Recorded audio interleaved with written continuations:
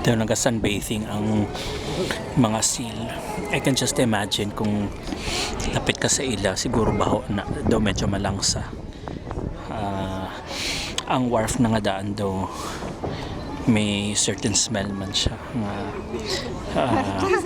distinctly fishy.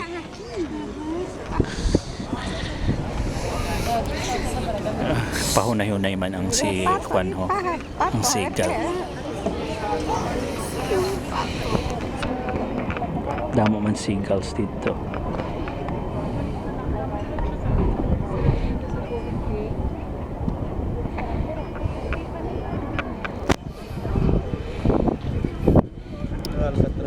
Na, hindi. Let's go this way. Okay. Amang Alcatraz dito.